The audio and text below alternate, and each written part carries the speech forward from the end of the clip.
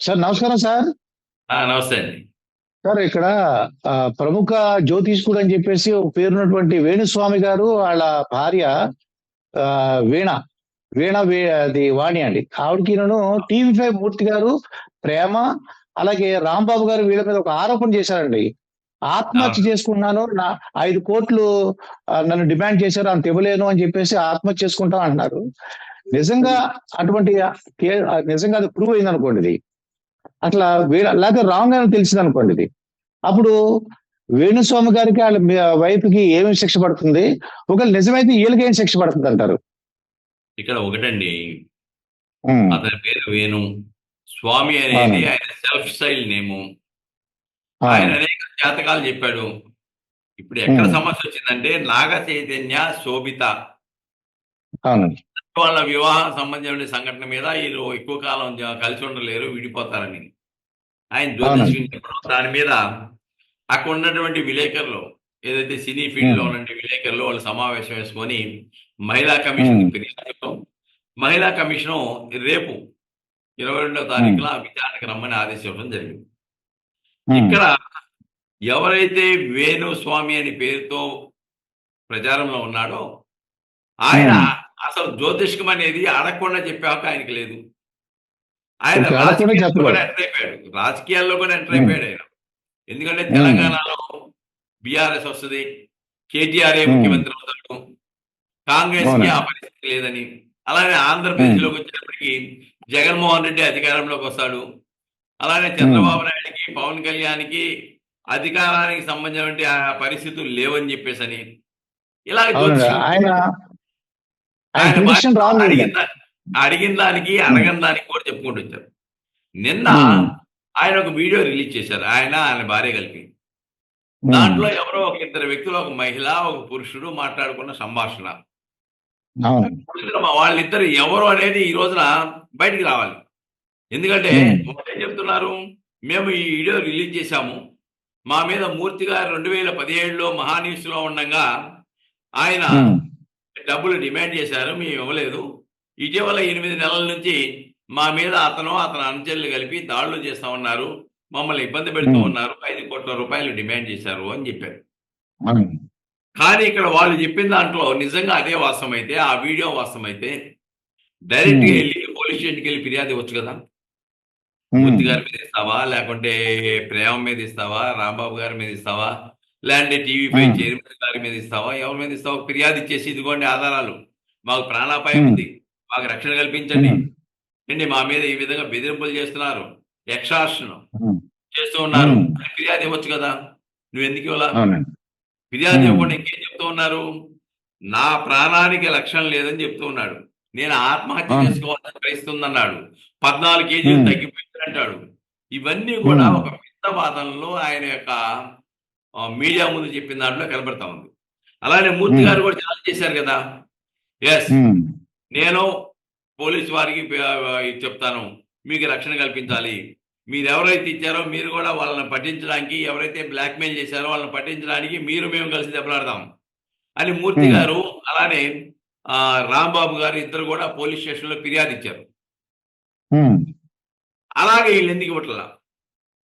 ఉమ్, కాబట్టి ఈ జ్యోతిష్కం అనే పేరుతో పెద్ద పెద్ద వాళ్ళని బ్లాక్మెయిల్ చేసి ఈ రోజున ఉమ్, డబ్బులు గడించే సంస్కృతి మీద వ్యతిరేకంగా ఉమ్, టీవీ 5 లేదంటే మూర్తి లాంటి వాళ్ళు వెలుగు చూశారు కాబట్టి, ఈయన అక్రమాలన్నీ బయట పెట్టినాడు కాబట్టి ప్రత్యామ్నాయం ఉమ్, లేక ఇంకా ముందు ఇటువంటి ప్రచారాలు చేయకుండా ఉండాలంటే ఏదో ఒక గుడ్డ కాల్చి మొహానేయాలి, ఆరోపణ చేయాలని ఉమ్, చేశారు తప్ప ఆ మూర్తి గారు అవునండి. ఆ వ్యక్తి కాదా అనేది సమాజానికి తెలుసు. అయితే కాబట్టి ఇక్కడ సుబ్బారావు, మా డౌట్ ఏంటంటే, ఇప్పుడు వేణుస్వామి గారి ఆరోపణలు నిజం కాదు, అబద్ధం తెలిసింది అనుకోండి, ఆయనకైనా శిక్ష ఉంటుందా వేణుస్వామి గారికి? డెఫినెట్ గా అండి, ఒక ఉమ్, ఎదుటి వ్యక్తుల్ని అవమానపరుస్తూ వాళ్ళ యొక్క ఉమ్, ఇంటిగ్రిటీని, క్యారెక్టర్ని అసాసినేట్ చేయడం అనేది ఉమ్, చట్టవిరుద్ధమైనటువంటి అంశం. అలానే ఉమ్, అలా క్రియేట్ చేయడం, ఎందుకంటే మూర్తి గారు చెప్పిన దాంట్లో ఎవరైతే ఈ లేడీస్ జెంట్స్ సంభాషణ జరిగిందో వాళ్ళతో తిరిగినటువంటి వేణుస్వామి లేకుంటే వేణుస్వామి భార్యతో కలిసి తిరుగుతున్నటువంటి వాళ్ళ పెయిడ్ ఆర్టిస్టులు అని చెప్పి చెప్తున్నారు. అది కనుక ప్రూవ్ అయితే వేణుస్వామి భార్య అలానే ఆ ఇద్దరు పెయిడ్ ఆర్టిస్టులు తప్పుడు రికార్డింగ్ కానీ తప్పుడు సమాచారం కానీ తప్పుడు ఆరోపణలు చేసి పరులకి నష్టం కలిగించే ప్రయత్నం చేశారు కాబట్టి డెఫినెట్ గా falls evidence is an offence. Definite గా వాళ్ళకి శిక్షకు గురవుతారు. డెఫినెట్ గా ఆ దిశలో చూడండి, మూర్తి గారు కానీ లేకపోతే వాళ్ళ రాంబాబు కానీ ఫిర్యాదు ఇచ్చిన తర్వాత దాని మీద వీళ్ళ స్పందన ఏంటి? వీళ్ళు సైలెంట్ ఉన్నారు. లేదు మేము కూడా ఫిర్యాదు ఇస్తామని ఎందుకు వెళ్ళాలా పోలీస్ స్టేషన్ కి? ప్రాపర్ ఇన్వెస్టిగేషన్ కనుక చేస్తే వీళ్ళ గుట్ట బయటపడుద్ది, వీళ్ళు జైలు పాలు కావాల్సి వస్తుంది అనే ఒక భయం నుంచి వీళ్ళు గమ్మును కూర్చున్నారు అనేది చాలా స్పష్టం. సుబ్బారావు, వేణుస్వామి గారు ఆత్మహత్య చేసుకున్నాను రాసేసి ఏమైనా జరిగింది అనుకోండి, అప్పుడు మూర్తి గారు కానీ రాంబాబు గారికి ప్రేమ గారికి ఏమైనా అవుతుందా? ఇప్పుడు ఆల్రెడీ అందుకే మూర్తి గారు కానీ ఒకవేళ అలాగా ఆత్మహత్య చేసుకుంటామని చెప్పేసి మీడియాలో చెప్పి ఇదే మా ఆఖరి వాయిస్, ఇంకా గనక మేము గనక బతుకుంటే ఇంకా చాలా వీడియోలు మేము బహిర్గతం చేస్తామని చెప్పారు వాళ్ళు ప్రెస్ మీట్ లో.